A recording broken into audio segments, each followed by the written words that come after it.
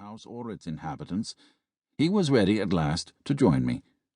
With hands that were almost ladylike in the swiftness and delicacy of their movements, he hiked the crease in each trouser leg and took his seat. He moved with a notable lightness for such a large, heavy-set man. "How would you prefer to be addressed?" asked Emmanuel Isidore Lonoff. "As Nathan, Nate, or Nat?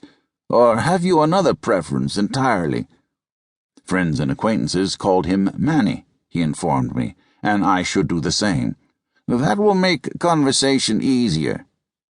I doubted that, but I smiled to indicate that no matter how light-headed it was bound to leave me, I would obey. The master then proceeded to undo me further by asking to hear something from me about my life. Needless to say, there wasn't much to report about my life in 1956, certainly not as I saw it, to someone so knowing and deep. I had been raised by doting parents in a Newark neighborhood neither rich nor poor. I had a younger brother who was said to idolize me. At a good local high school and an excellent college, I had performed as generations of my forebears had expected me to. Subsequently, I had served in the Army, stationed just an hour from home, writing public information handouts for a Fort Dix major, even while the massacre for which my carcass had been drafted was being bloodily concluded in Korea. Since my discharge, I had been living and writing in a 5-flight walk-up off Lower Broadway, characterized by my girlfriend, when she came to share the place and fix it up a little, as the home of an unchaste monk.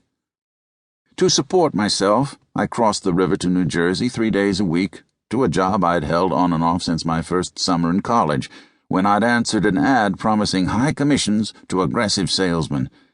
At 8 each morning, our crew was driven to some New Jersey mill town to sell magazine subscriptions door to door, and at 6 we were picked up outside a designated saloon and driven back to downtown Newark by the overseer, McElroy. He was a spiffy rummy with a hairline mustache who never tired of warning us, 2 high-minded boys who were putting away their earnings for an education, and 3 listless old-timers, pale, puffy men wrecked by every conceivable misfortune, not to fool with the housewives we found alone at home in their curlers. You could get your neck broken by an irate husband, you could be set up for walloping blackmail, you could catch any one of 50 leprous varieties of clap, and what was more, there were only so many hours in the day. "Either get laid," he coldly advised us, "or sell silver screen. Take your pick." Mammon's Moses, we 2 college boys called him. Since no housewife ever indicated a desire to invite me into the hallway to so much as rest my feet, and I was vigilantly on the lookout for lasciviousness flaring up in any woman of any age who seemed even half willing to listen to me from behind her screen door, I of necessity chose perfection of the work rather than the life, and by the end of each long day of canvassing had $10 to $20 in commissions to my credit and an unblemished future still before me. It was only a matter of weeks since I had relinquished this unhallowed life, and the girlfriend in the 5-flight walk-up, whom I no longer loved, and with the help of the distinguished New York editor, had been welcomed for the winter months as a communicant at the Quasi Colony, the rural artists' retreat across the state line from Lonoff's mountain. From Quasi, I had sent Lonoff the literary quarterlies that had published my stories, 4 so far, along with a letter telling him how much he had meant to me when I came upon his work some years ago, in college.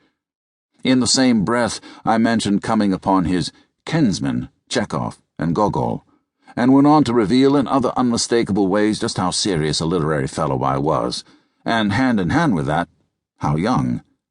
But then nothing I had ever written put me in such a sweat as that letter. Everything undeniably true struck me as transparently false as soon as I wrote it down, and the greater the effort to be sincere, the worse it went.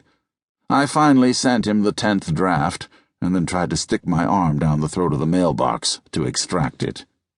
I wasn't doing any better in the plain and cozy living room with my autobiography, because I could not bring myself to utter even the mildest obscenity in front of Lonoff's early American mantelpiece.